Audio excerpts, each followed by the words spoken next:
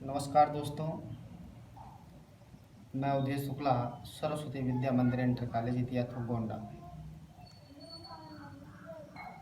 आप लोगों ने पिछली क्लास में एल्किल हाइलाइट चैप्टर को पढ़ा था कि एल्किल हाइलाइट क्या होते हैं,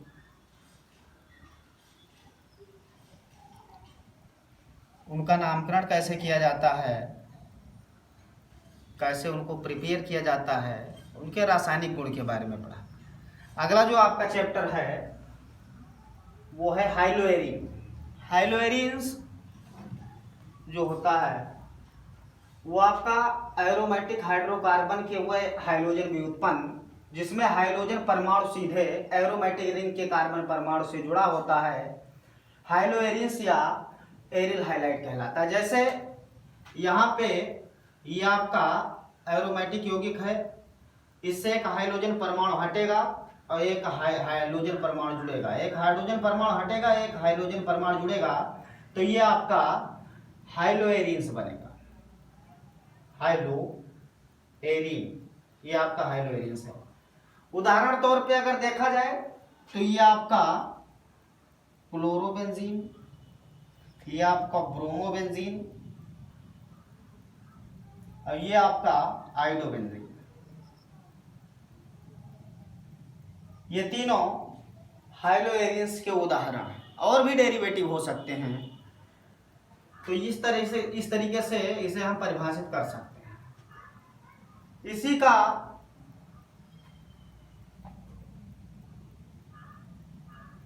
दूसरा भाग एरिल एल्किल हाइलाइट, ऐसे एरोमेटिक यौगिक जिसमें हाइड्रोजन परमाणु किसी पाशवीय श्रृंखला से जुड़ा होता है, अर्थात यहाँ पे जो हाइड्रोजन परमाणु जुड़ा है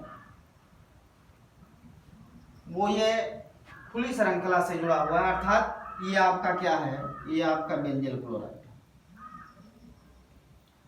इस तरीके से ये आपका हाइलोएरिन्स रहा, ये आपका एरिल एल्किल हाइलाइट रहा।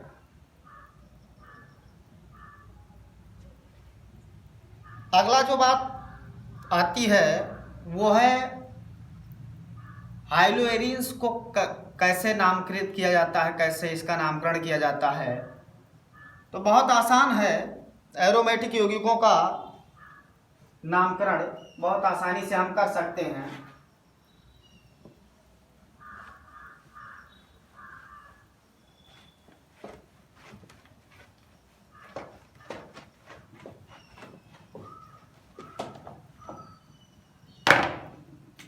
जैसे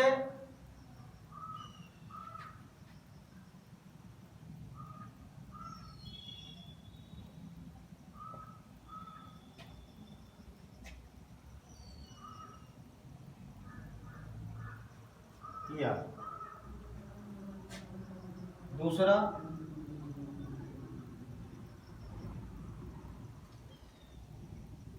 ये आपका, तीसरा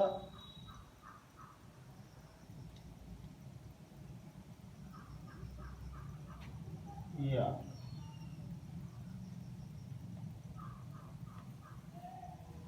तो यहाँ पे नंबरिंग करेंगे 1 2, यानी 1 2 डाइक्लोरोबेंजीन, इसका नाम हो जाएगा 1 2 डाइक्लोरोबेंजीन।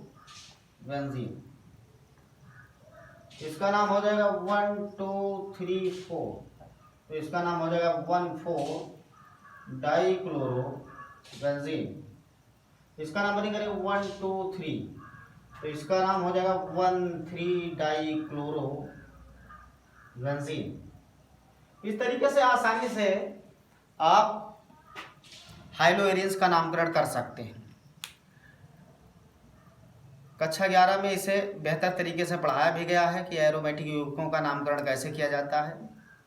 पढ़िएगा, कोई समस्या आएगी तो उसको कमेंट बॉक्स में डालिएगा। अगली जो बात होगी वो है हाइलोएरिन्स को कैसे प्रिपेयर किया जाए, कैसे बनाया जाए। देखते हैं किस किस तरीके से हाइलोएरिन्स को प्रिपेयर किया जा सकता है।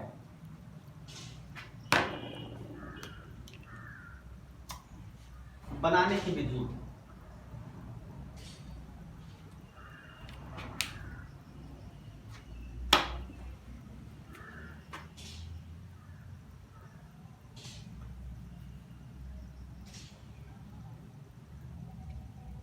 बनाने की विधि तो पहला है बेंजीन से, बेंजीन के हाइड्रोजनीकरण से। पहला जो आपका टॉपिक है वो है बेंजीन के क्लोरीकरण से, या कह सकते हैं हाइड्रोजनीकरण से।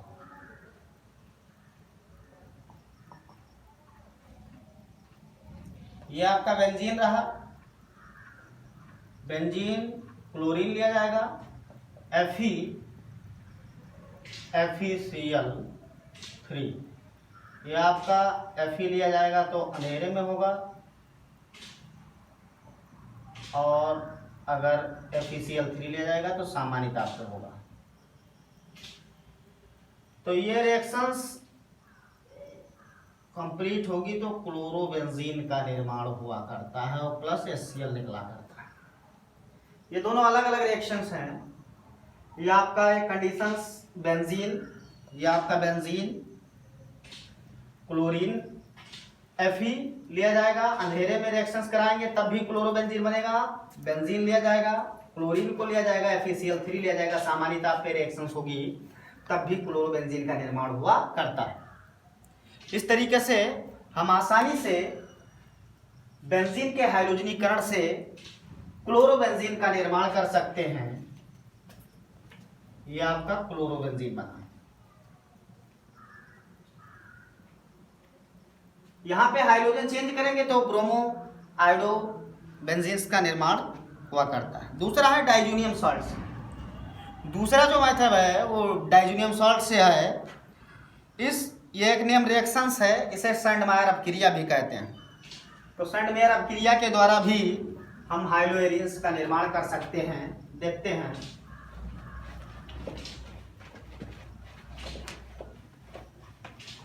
दूसरा जो है वो है सैंडमायर अपक्रिया, यानी डाइजोनियम सॉल्ट से। डाइजोनियम सॉल्ट, तो डाइजोनियम सॉल्ट यानी सैंडमायर अपक्रिया।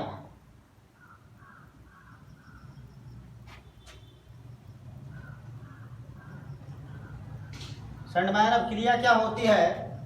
बेंजीन डाइजोनियम क्लोराइड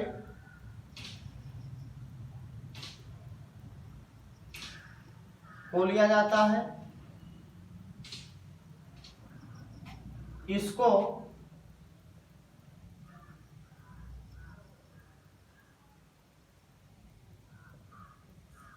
जीरो से 5 डिग्री सेल्सियस ताप यानी कूल कंडीशंस पे रिएक्शंस कराई जाती है। क्यूप्रस क्लोराइड लिया जाता है।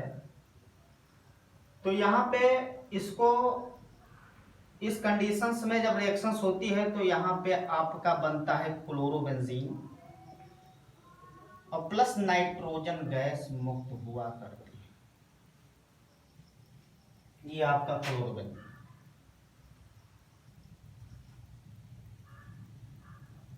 रिएक्शंस आपकी सैंडमायर अभिक्रिया है। इस अभिक्रिया के द्वारा भी, सैंडमायर अभिक्रिया के द्वारा भी हम हाइड्रोएरियंस का निर्माण कर सकते हैं। दूसरी रिएक्शन है होंस-डीकर अभिक्रिया। ये भी एक नेम रिएक्शन है, इसको आप पढ़ भी चुके हैं। एरोमेटिक यौगिक और एरोमेटिक यौगिक में भी और एलिफेटिक जो आप एल्किल हैलाइड पढ़े उसमें होंस-डीकर रिएक्शंस को बताया गया है।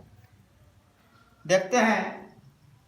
जो फैटी एसिड होती है, वसीय अम्ल जो होते हैं, उसके सिल्वर सॉल्ट को हम क्या करते हैं,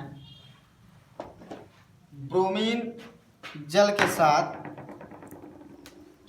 कार्बन टेट्राक्लोराइड सॉल्वेंट में रिएक्शंस करवाते हैं तो हाइड्रोएरियंस का निर्माण होता है।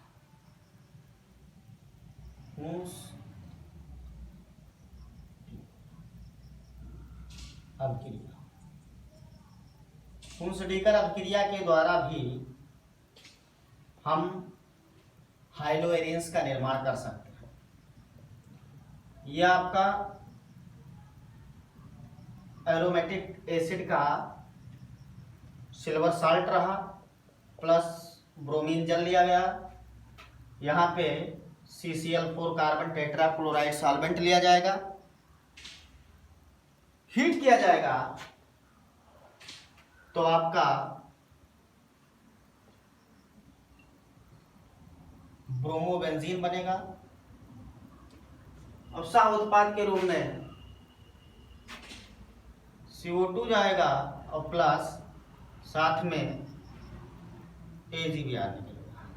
इस अभिक्रिया को हम हुंसडीकर रिएक्शंस के नाम से जानते हैं। इससे भी हाइलोएरियंस का निर्माण कर सकते हैं। अगला है फिनाल से। तो फिनाल से हम कैसे बनाएंगे हाइलोएरियंस को? तो फिनाल को लिया जाएगा फिनॉल से। यह आपका फिनाल रहा। फिनाल की रिएक्शंस फास्फोरस पेंटाब्रोमाइड PCl PBr5 के साथ हीट किया जाएगा तो होगा क्या? ब्रोमोबेंजीन बनता है, सह उत्पाद के रूप में POBr3 और प्लस HBr निकलता है। तो इस तरीके से अगर हम फिनाल ले रहे हैं, फिनाल की रिएक्शंस PBr5 के साथ इसको हीट किया जा रहा है तो आसानी से ब्रोमोबेंजीन्स यानी हाइलोएरियंस का निर्माण हो जाता है। ब्रोमोबेंजीन। अगली रिएक्शंस जो आपकी है वो है बी कार्बोक्सिलीकरण अभिक्रिया द्वारा। तो बी कार्बोक्सिलीकरण अभिक्रिया हाइड्रोजन व्युत्पन्न यौगिक लेते हैं, एसिड का साल्ट रहता है, हाइड्रोजन भी जुड़े होते हैं।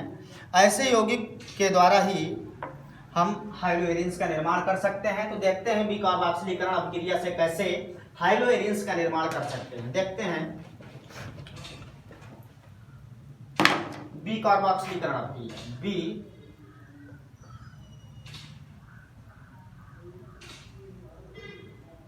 बी कार्बोक्सिलीकरण अभिक्रिया। तो बी कार्बोक्सिलीकरण अभिक्रिया में क्या करते हैं? कोई हाइड्रोजन व्युत्पन्न सोडियम सॉल्ट लिया जाता है और इसको NaOH और सोडा लाइम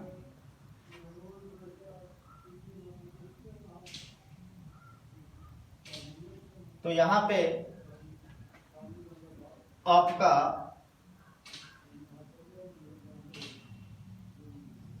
हाइलोएरियंस बनता है और उसके बाद सोडियम कार्बोनेट सह उत्पाद के रूप में निकलता है। इस तरीके से आपका हाइलोएरियंस बनता है। तो बी कार्बोक्सिलीकरण अभिक्रिया के द्वारा भी हम आसानी से हाइलोएरियंस को प्राप्त कर सकते हैं।